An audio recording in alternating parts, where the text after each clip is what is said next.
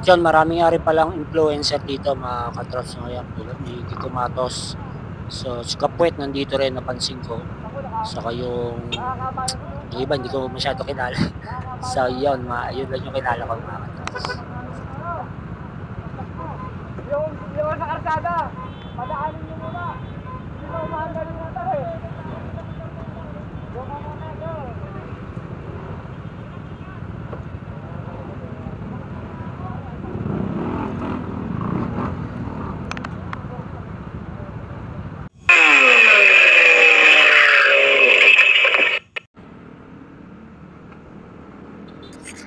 So, yun mga katrops, bali take off na tayo.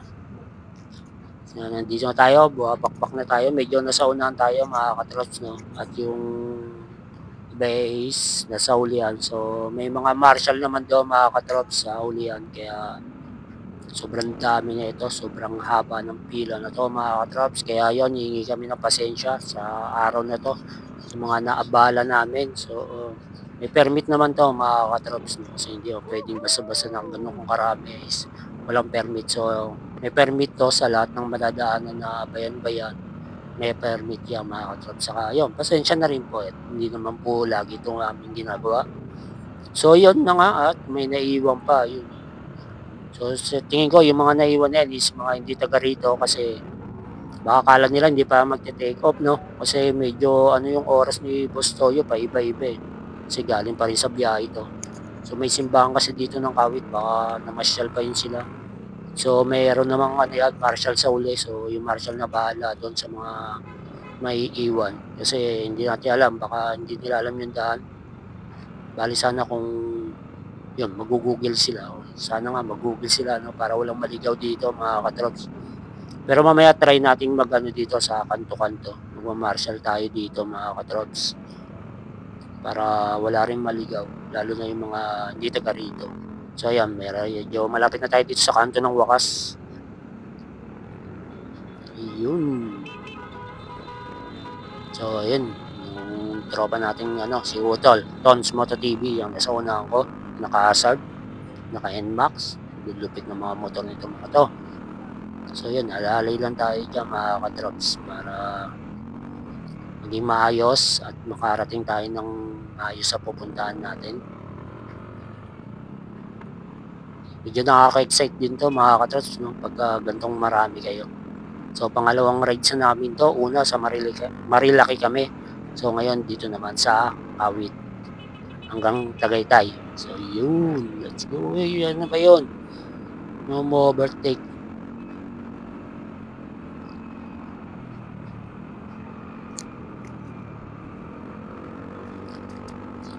At meron nga pala ako i-share sa inyo mga katrops no, kasi may tropa akong nagtanong kasi nga nalaman niya na member ako sa Gengge Club. So ang tanong niya is, mayabang ba si Boss Toyo? Kasi marami daw nagsasabi na si Boss Toyo is mayabang.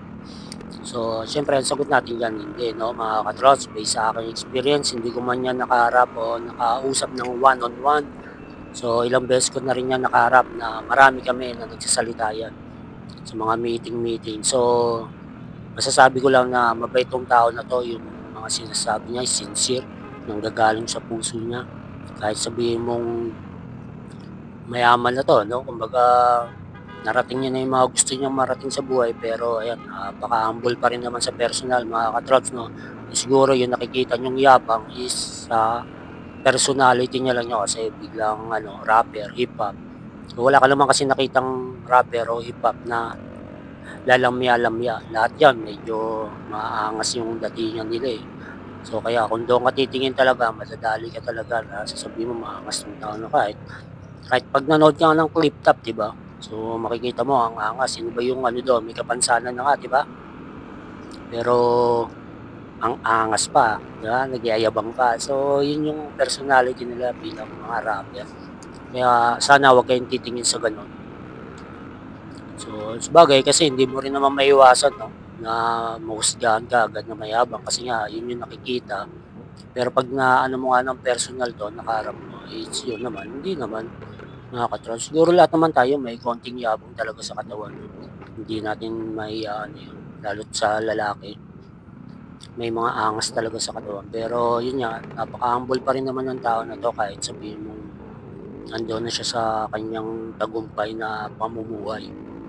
So yun nga pala, dito rin sa group kaya rin ako napasali is yun, maganda rin yung hangga't niya dito mga ka-drops. Kaya tayo napasali. Sa mga gustong sumali pa dito sa Cavite, it's yun, comment lang kayo diyan sa baba at titignan ko yung FB niyo. Yan yung FB niyo sa Messenger para maano ko kayo. Pasok natin kayo kung saan man kayong lugar sa Cavite. May mga chapter naman yan. So yun, try nyo, subukan nyo, malay nyo, tumagal kayo dito.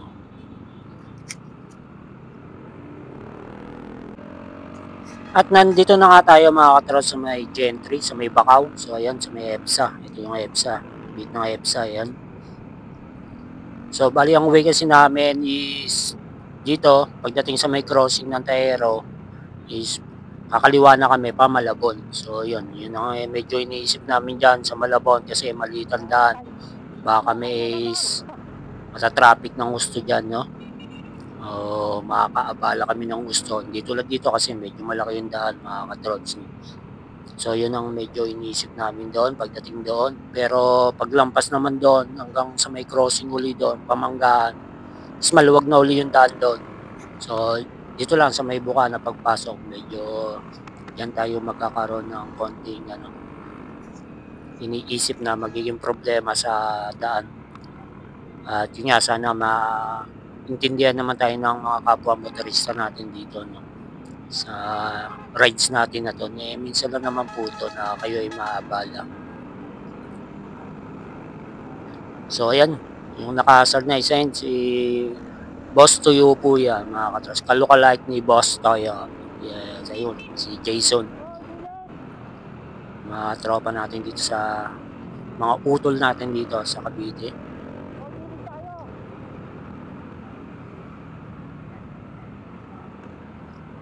Angas ng uniforme ng geng-geng, oh.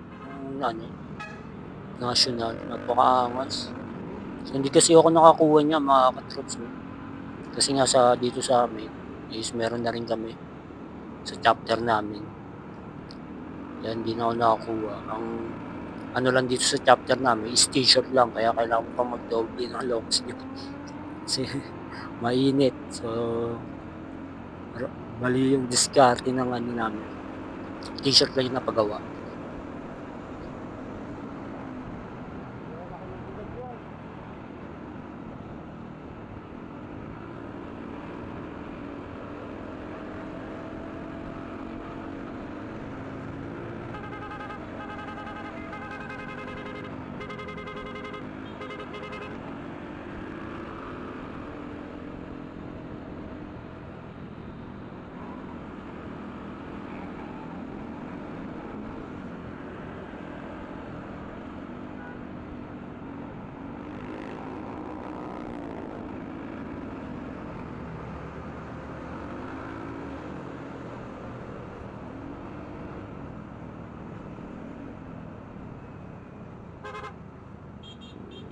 So yun, malapit na tayo sa Robinson Gentry, mga katrops. Ayan, sa may kanan, Gentry na yan, Robinson.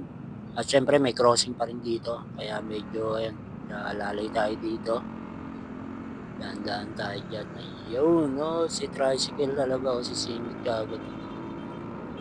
So ayan, Robinson na to, mga katrops, Gentry. So ayun na, malapit na rin tayo sa kanto ng Patansa to Taihero, Pamalabon. So ito yung medyo iniisip na natin dito na medyo magiging impuno na tayo dito, no? Hindi tulad dito kasi itong way to 4. Doon 2-way lang.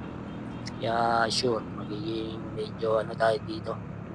Makakaabala tayo ng konti sa mga kapwa natin motorista dito. Let's go. Ayan, sa kanto na tayo, crossing na to, mga katrops.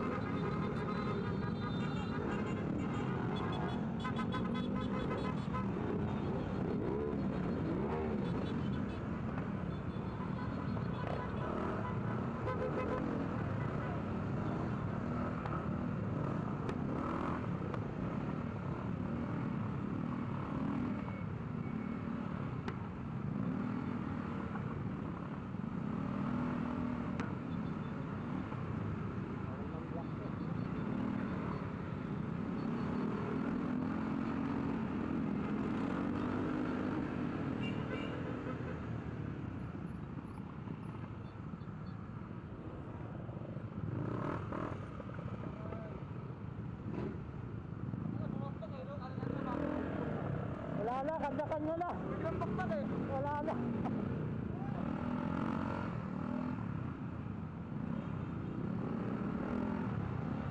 Nagkanya-kanya na ang bus.